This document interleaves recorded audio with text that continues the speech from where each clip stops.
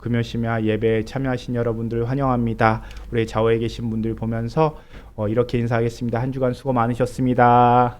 한 주간 수고 많으셨습니다. 한 주간의 삶을 살아내신 여러분의 삶 가운데 하나님께서 더욱더 힘주시기를 주님의 이름으로 축원합니다. 우리는 지난 시간에 에베소서 4장을 통해서 하나님께서 성령님을 통하여서 예수님을 머리로 삼으셔서 교회를 세우셨는데, 그 교회가 교회되기 위해서 가장 먼저 돼야 되는 것, 가장 중요한 것 한 가지 뭐라고 말씀드렸습니까? 하나됨이라는 것을 확인했습니다. 이 하나됨을 위한 5가지 덕목이 있습니다. 이제 외우시죠? 첫 번째는 겸손이고요, 두 번째는 온유고요, 세 번째는 오래 참는 거고요, 네 번째는 용납, 사랑으로 용납하는 거고요, 다섯 번째는요, 평안으로 서로 묶는 것입니다. 이 5가지 하나됨의 덕목을 가지고 있을 때 교회가 하나 되는 것을 이룰 수 있다는 것을 지난주에 묵상했습니다. 그런데 쉽지 않습니다. 그래서요, 교회에서 무슨 일이 있을 때는 서로에게 손가락을 향하기보다는 내 자신 안에 이 5가지 덕목이 있는가를 살펴보는 것이 먼저라고 말씀드렸습니다. 물론 5가지 덕목이 다 편하지 않습니다. 그렇죠? 저기서 저를 쳐다보고 있는 것처럼 저도 2번째 덕목이 항상 넘어가기가 어렵습니다. 하지만 이 5가지 덕목 가운데 내가 편하게 나와 함께 할 수 있는 덕목이 있는가 하면은, 또 내 마음을 어렵게 하는 이 부분은 내가 잘 안 되겠는데 하는 덕목도 있지만, 이 5가지 덕목으로 항상 자신을 돌아보는 것이 중요하다라고 말씀드렸습니다. 자, 이렇게 교회가 하나 될 수 있는 5가지 덕목을 묵상했는데요. 그런데 이 5가지 덕목, 교회가 하나 되기 위해서, 교회 되기 위해서 이 5가지나 덕목이 있는데, 오히려 교회를 한 번에 무너뜨릴 수 있는 덕목이 또 한 가지 있다고 그랬습니다. 위험한 죄의 모습 하나 있다고 그랬습니다. 그거 무엇이었죠? 자기의 자기의를 드러내는 순간 교회에서 문제가 생기기 시작합니다. 그래서 교회 안에서 무슨 일이 있을 때는요, 자기의를 드러내고 있는지 스스로 돌아보는 것이 중요합니다. 자기의가 아니라 무엇을 드러내야 한다고요? 겸손과 온유와 오래 참음과 용납과 평안, 이 5가지 덕목이 나에게 있는가를 살펴봐야 한다라고 바울이 이야기하고 있습니다. 그러면서 교회 안에서 교회를 세워가고 교회로 살아가는데 하나님께서 우리를 그냥 내버려 두시지 않습니다. 우리에게 교회로 살아갈 수 있는 능력을 채워주십니다. 은혜를 채워주십니다. 그게 무엇입니까? 은사다. 은사는요, 은혜의 선물입니다. 은혜를 원어로 하면요, 헬라어로 카리스입니다. 우리 잘 알고 계시죠? 그런데 은사는요, 카리스마, 은혜의 선물, 은혜의 선물을 채워주십니다. 그런데 은사를 우리에게 주시는 이유가 뭘까요? 너 세상에서 고생했는데 하나님의 자녀로서 이 정도 능력은 있어야지 세상에서 너도 어깨에 힘 좀 주고 살아가지 않겠니? 하시면서 주시는 선물인가요? 아니요. 은사는요, 카리스마는요, 나를 위해서 쓰는 힘이 아닙니다. 교회를 교회되게 하기 위해서 쓰는 힘입니다.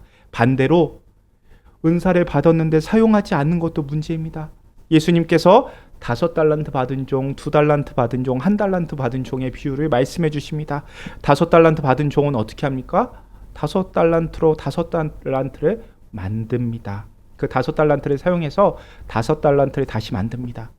성실로 그 달란트를 사용했다는 의미겠죠. 그 주인에게 뭐라고 이야기합니까? 중요합니다. 외우시는 분도 있겠지만 그래도 말씀을 찾아보겠습니다. 에베소서에 한쪽 끼워놓고요. 마태복음 25장 21절 말씀입니다. 마태복음 25장 21절 말씀입니다.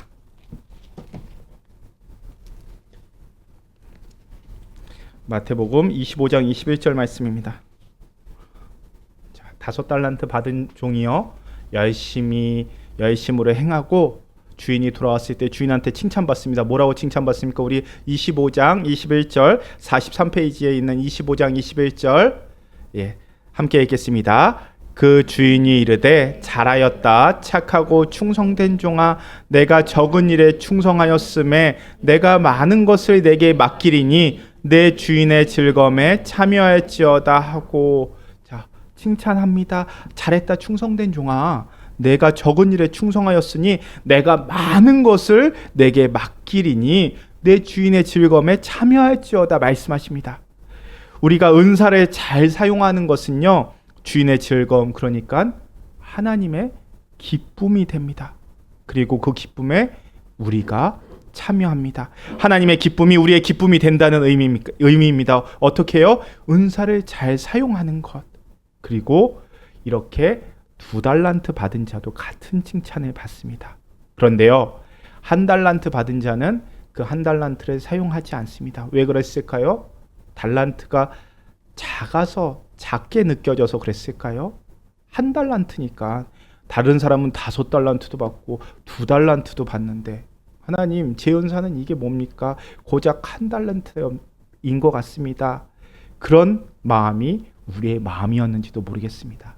그런데 주인은요, 그 1달란트 받은 자를 책망하십니다. 달란트를 사용하지 않는 모습을요, 책망하십니다. 그런데 뭐라고 책망하시는지 함께 읽어보겠습니다. 26절 말씀입니다. 바로 옆에 있는 26절이요. 함께 읽겠습니다. 그 주인이 대답하여 이르되 악하고 게으른 종아, 나는 심지 않은 데서 거두고 해치지 않는 데서 모으는 줄로 내가 알았느냐. 자, 악하고 게으른 종이라고 책망하십니다. 은사를 사용하지 않고 그대로 간직하는 것, 주인께서 손해보실까 봐 제가 걱정이 돼서. 이 모습 주인은 뭐라고 이야기합니까? 게으르다고 이야기하고요, 악하다고 책망하십니다.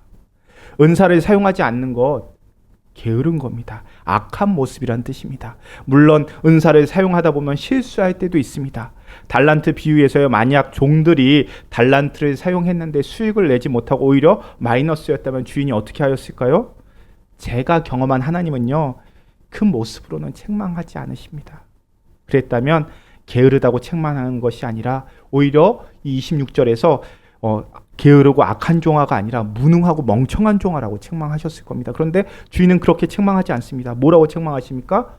게으르다고 책망하십니다. 은사는요, 사용하는 게 중요합니다. 그런데 우리 한국 사람들은요, 그렇게 생각할 수도 있습니다. 우리 한국 사람들은 겸손합니다. 너무 많이 겸손합니다. 그래서요, 그래도 2달란트는 돼야죠. 2달란트는 돼야지 뭐라도 해보지. 1달란트 가지고 무슨 일을 할 수 있겠습니까? 라고 생각할 수 있습니다. 하나라는 숫자가 너무 작아 보입니다. 그런데 아니요. 달란트는요, 무게 단위입니다. 물론 한국에서도 무게가 좀 헷갈리는 단위가 있습니다. 한 근이라는 단위 아시죠? 한국에서 한 근이 몇 g입니까?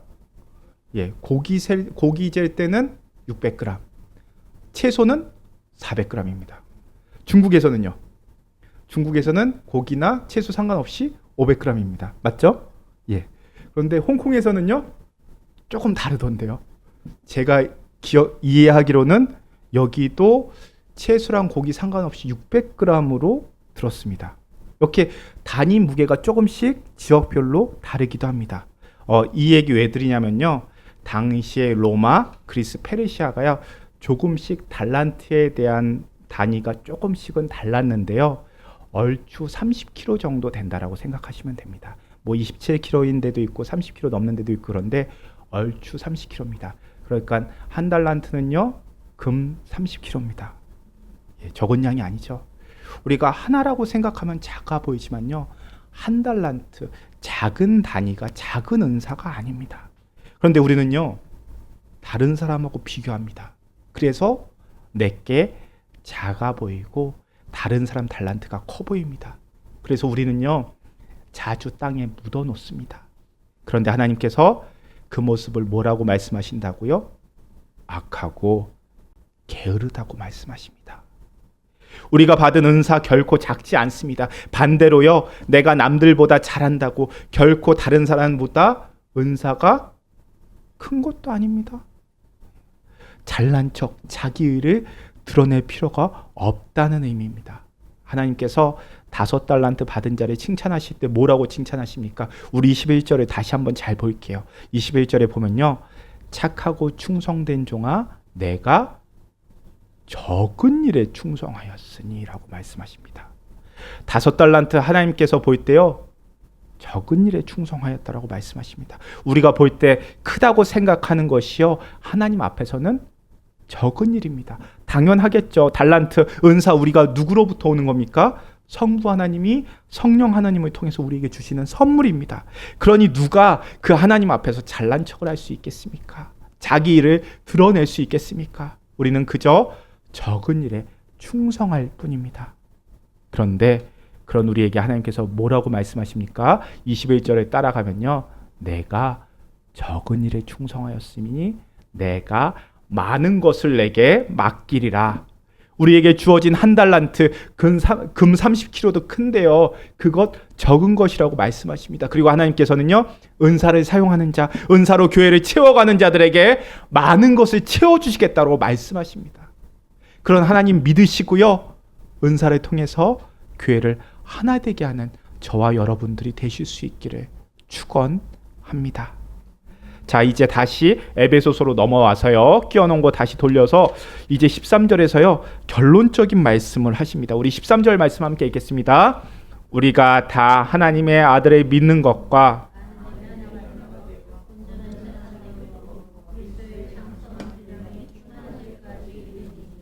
자, 우리를 교회로 부르신 목적이 있다고 합니다. 은사와 직분을 주신 목적이 있다는 겁니다. 교회 안에서 은사와 직분을 각자에게 주시고 분량대로 주시고 그 분량을 따라서 섬기면서 교회로 우리를 부르신 목적이 무엇입니까? 13절에서 말씀하십니다. 우리가 다 하나님의 아들을 믿는 것과 아는 일에 하나가 되어서 무엇을 이룬다고요? 온전한 사람을 이룬다. 그리고 두 번째는요, 그리스도의 장성한 분량까지 충만한 데까지 이른다. 이것이 바로 교회의 목표이고 신앙의 목표라는 것입니다. 자, 오늘 말씀 좀 어렵습니다. 그래서요 13절부터 16절을요 오늘, 다음 주, 그 다음 주까지 3번 할 겁니다. 주보에 왜 목사님 본문이 안 바뀌어요? 예, 중요하기 때문입니다. 자, 우리 계속 들어갈게요. 자, 온전한 사람이라고 하는 것, 성숙한 사람이라고 이해하시면 됩니다. 그러니까 우리 주님께서 우리에게 원하시는 삶은요, 어린아이의 삶이 아니라 성숙한 삶, 온전한 삶, 그리스도의 장성한 분량까지 충만하게 자라가는 삶을 원하신다라는 겁니다. 우리가 신앙생활하면서요, 뭐가 중요합니까? 말씀 읽는 게 중요하죠. 말씀 보고요. 아닙니다, 목사님. 기도하는 게 더 중요합니다. 기도 중요하게 생각합니다. 그런데요, 말씀 읽고 기도하는 목적이 무엇일까요? 자, 말씀을 읽는 목적이 어디 있습니까? 기도하는 목적이 어디 있습니까? 말씀을 영의 양식이라고 합니다. 그럼 기도는 뭐라 그래요? 영적 호흡이라고 이야기합니다. 그렇다면 말씀, 그러니까 영의 양식을 왜 먹습니까? 어떤 사람 질문합니다. 너 밥은 왜 먹니? 왜 밥을 먹냐고 이야기합니다. 왜 밥을 먹나요? 일하려고요? 건강하기 위해서 먹습니다. 건강해서 내가 사회의 구성원으로서, 가정의 가장으로서, 살림하는 사람으로서 내가 해야 할 일을 감당하기 위해서 밥을 먹습니다. 그러니까 밥 먹는 것 자체가 목적이 되지 않는다는 겁니다. 무언가를 이루기 위한 수단이고 과정입니다. 힘을 얻고 무언가를 이루기 위해서 밥을 먹습니다. 마찬가지입니다. 우리가 말씀을 왜 읽을까요? 말씀 읽는데 말씀 읽는 것 자체가 목적이 될 수 없다라는 뜻입니다. 그러면 안 됩니다. 말씀을 읽고 영의 양식을 먹는 이유는요, 말씀을 먹었으면 어떻게 해야 됩니까? 이제는 그리스도의 장성한 분량까지 자라가는 겁니다. 내 은사와 직분을 내 삶의 자리에서 행해야 합니다. 그게 말씀을 먹는 목적입니다. 자, 한국교회가요 1990년대 이후에 말씀 먹는 데 초점을 맞추게 됩니다. 일종의 이것도요 유행이 좀 있습니다. 저 어렸을 때는요 신앙 부흥회라고 했습니다. 기억나시죠? 그런데 그 부흥회가 이름이 바뀝니다. 뭘로 바뀌게 됩니까? 유행처럼 바뀝니다. 뭘로 바뀌냐면요, 말씀 사경회로 이름이 바뀝니다. 자, 부흥회에서는요, 부흥회가 기도를 강조하고 전도를 강조하였는데, 그러다 보니까 우리가 말씀 자체에 집중을 하지 못한다라고 해서 부흥의 시작점이었던 말씀 사경회로 이름을 바꾸고요, 우리가 기도하는 것보다 말씀 더 깊이 묵상하는데 힘써야 된다라고 바뀌게 된 겁니다. 때마침 한국 사회에도요 지적인 성장이 많이 성장됐고요, 기도보다는 말씀에 집중하려는 그 경향이 있었습니다. 그래서 그 의도 참 훌륭합니다.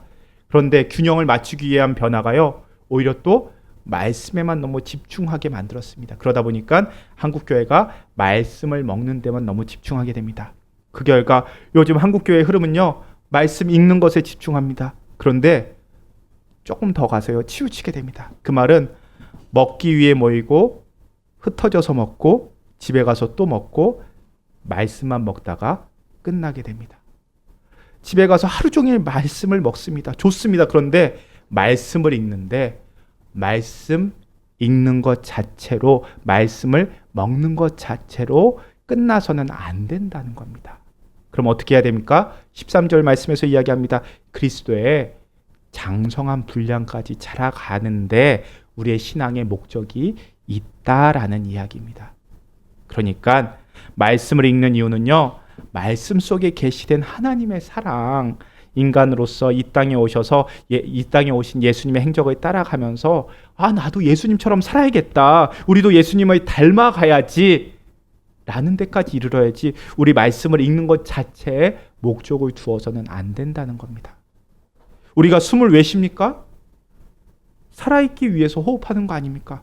그럼 왜 살아있나요? 사는 것 자체가 삶의 목적이 아닙니다. 마찬가지로 우리가 왜 기도합니까? 기도하기 위해서 기도하는 거 아닙니다. 기도하는 이유는요, 우리가 영적으로 살아있는 삶을 살기 위해서 기도하는 겁니다. 그러니까 기도와 날개가 두 날개입니다. 두 날개를 주신 이유는요, 날개를 크고 아름답게 만들기 위해서가 아닙니다.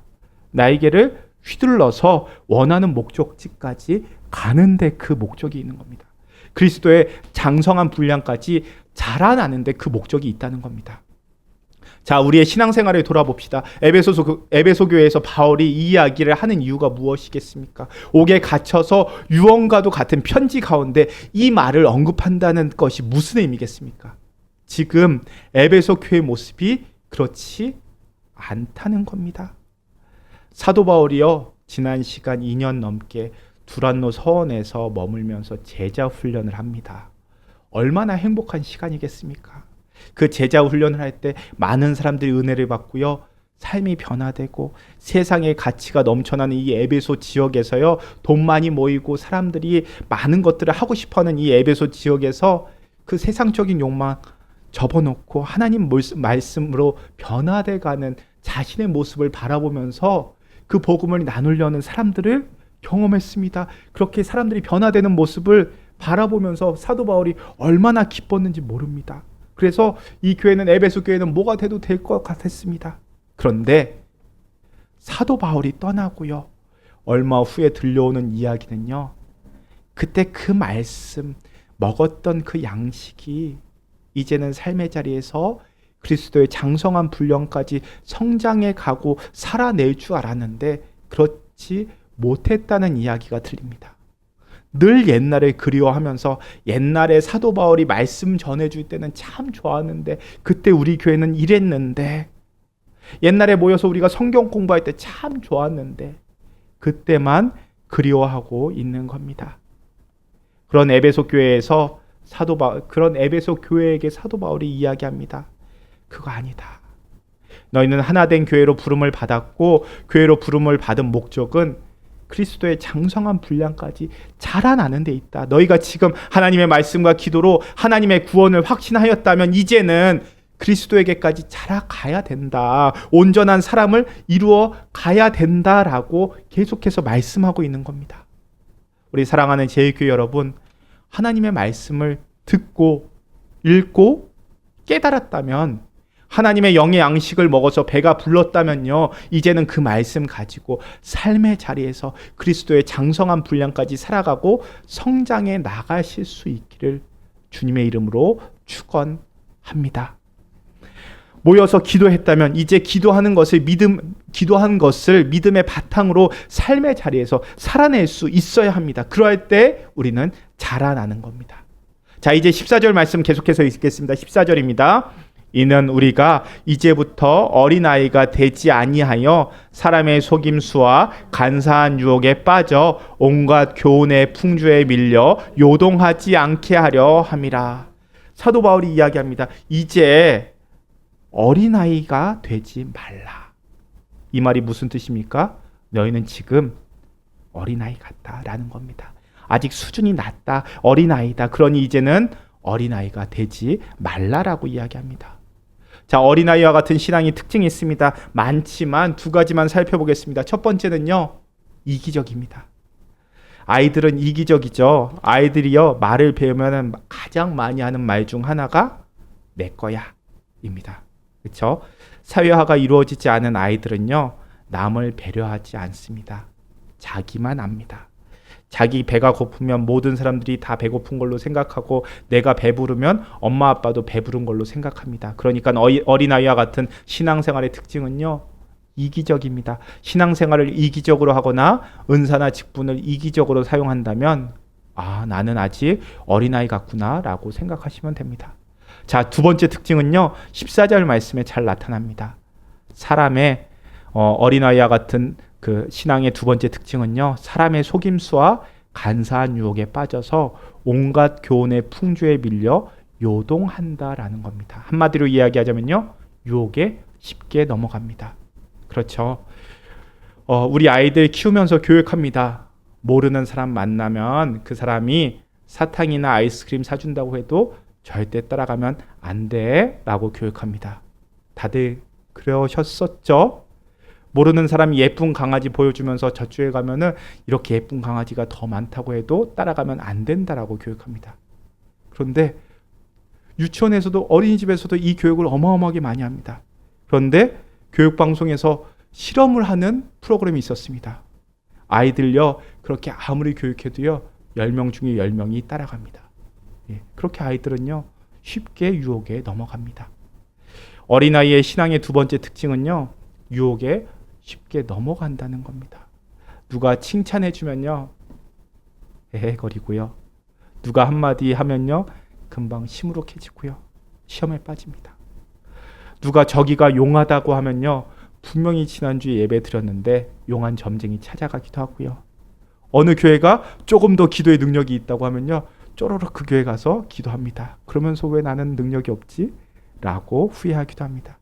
너무도 연약해서요, 유혹에 쉽게 넘어간다는 겁니다. 금방 삐지고요, 금방 넘어가고요, 금방 이단에 빠지고요, 금세 세상 유혹에 넘어갑니다. 14절 표현에 따르면요, 세상 풍조에 쉽게 휩쓸린다는 겁니다. 내 눈에 보기 좋은 것, 내 입에 맛있는 것도, 내 귀에 듣기 좋은 것, 거기에 쉽게 넘어가는 것이 어린아이의 신앙입니다. 에베소서 말씀을 읽으면요, 우리는 스스로 돌아봐야 합니다. 나에게는 얼마만큼 꾸준한 믿음이 있는가? 나는 얼마만큼 흔들림 없는 신앙이 있는가? 내가 얼마나 은사와 직분을 활용하여서 섬기는데 누가 한마디 했다고 해서 에이, 나 이거 그만두면 되지. 내가 여기 아니면 갈 데 없나? 내가 다시는 찬양대 서나 봐라. 내가 다시는 주방에 들어오나 봐라. 그러면서 꼭 한마디 붙이죠. 그 집사 내가 두고 봐라. 언젠가 갚아준다. 이러고 있지는 않은가? 아니면 그러한 속상한 경험을 하였음에도 그래도 그 직분 잘 감당하고 있는가? 어린아이의 신앙에서 성숙한 신앙으로 나아가는 그 통로가 무엇입니까? 사도 바울이 이야기하는 것이 이어지는 15절에 나옵니다. 우리 15절 말씀 함께 읽겠습니다. 오직 사랑 안에서 참된 것을 하여 범사에 그에게까지 자랄지라. 그는 머리니 곧 그리스도라. 자, 그는 머리니 곧 그리스도라. 이 말은 무슨 의미냐면요, 어린아이의 신앙에서 성숙한 신앙으로 나아가는데 그렇게 나아가는 통로가 무엇이냐면 바로 그리스도를 머리로 하는 교회다라고 이야기합니다. 그러니까 교회됨, 교회의 목적, 교회에서 가장 중요한 것 중 하나는 어린아이의 신앙을 성숙한 신앙으로 끌어올리는 겁니다. 기도와 말씀을 통해서 갓난아이와 같은 신앙을 그리스도의 장성한 분량까지 함께 끌어올려서 걸어가는 것, 그렇게 성숙한 모습으로 하나 되는 것, 그것이 바로 교회 공동체입니다. 그리스도를 머리로 삼고 우리가 손과 발이 되어서 한 몸의 지체가 되어서 연약하다고 해서 끊어내는 것이 아니라 함께 손잡고 붙들고 힘들지만 함께 한 걸음씩 구원의 길, 성화의 길을 걸어가는 것, 그것이 교회의 목적이다라고 이야기하는 겁니다. 교회가 해야 할 일이다라고 이야기합니다. 그래서 교회는요, 어린아이의 신앙인들이 모임의 횟수를 더할수록 성숙한 신앙인으로 성숙해져 가는 것이 바로 교회이고요. 그런 성숙한 사람들이 많아지는 곳이 바로 건강한 교회라는 겁니다. 건강한 교회는 사람이 많고 교인이 많고 또 예산이 얼마냐, 이것이 중요한 것이 아닙니다.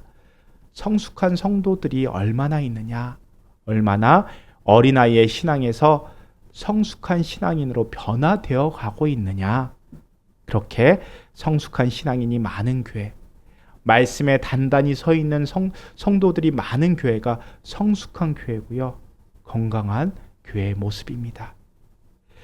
그런데 여러분, 우리가 잊지 말아야 할 것은요, 성숙하다고 해서 늘 성숙한 건 아닙니다. 여기 계신 분들도 다 어른이시지 않습니까? 그런데 간혹 우리 속에요, 내 모습에도 어린아이와 같은 모습이 나타나죠. 어른인데도 어린아이의 모습이 가끔 나타납니다. 모든 사람들이 다 마찬가지입니다. 성숙하지만 우리는 순간순간 어린아이의 모습이 드러날 때가 있습니다. 그러함에도 어린아이의 모습에서 빨리 성숙한 모습으로 달려가는 것, 이것이 성숙한 사람입니다.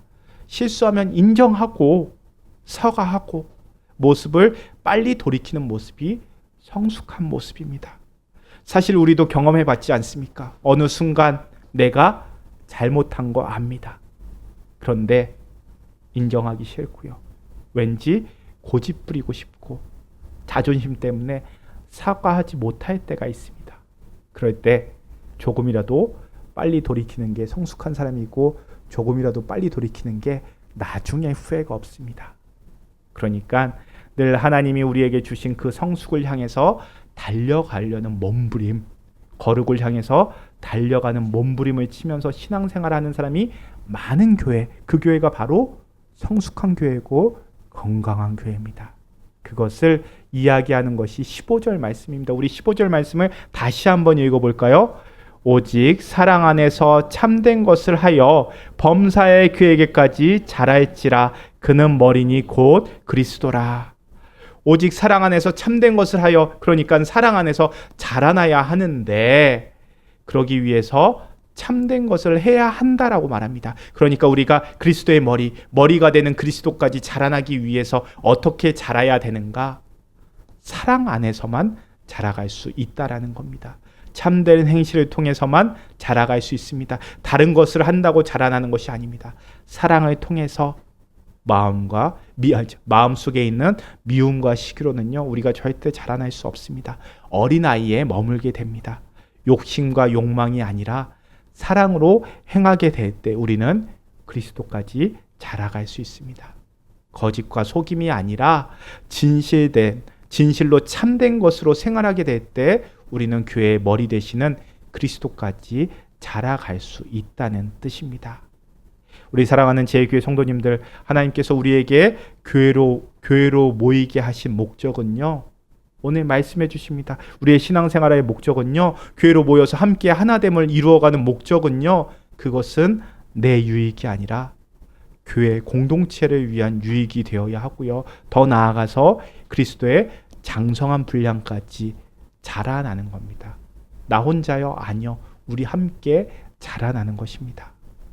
바로 없기는 우리 제일교회 한 지체 한 지체가 하나님께서 주신 은사와 직분을 가지고 섬기실 수 있기를 바랍니다. 섬기는 게 중요합니다. 신앙생활은요, 섬기면서 자라나는 것입니다. 진실되게 섬기고 사랑으로 섬기면서 자라가는 것이 신앙입니다. 은사가 은사되게, 그래서 은사를 통해서 다른 사람들을 세우고 교회를 더욱더 건강하게 세우도록 나에게 주어진 은사, 직분 잘 사용하실 수 있기를 바랍니다. 그리고 무엇보다 하나님이 주신 말씀이 있고 하나님께서 주신 은혜가 있다면 그것을 교회 안에서만 사용하는 것이 아니라 그리스도의 장성한 분량까지 자라갈 수 있도록 여러분들의 삶의 자리에서 말씀을 나침판으로 삼으시고 기도로 하나님과 동행하심을 확인하면서 확신하는 믿음으로 걸어가실 수 있기를 축원합니다. 그래서 여러분들의 삶의 자리에서 그리스도의 장성한 분량, 성숙한 모습으로 참된 그리스도인으로서 자라가는 제1교회 한 가정 한 가정 되실 수 있기를 주님의 이름으로 축원합니다.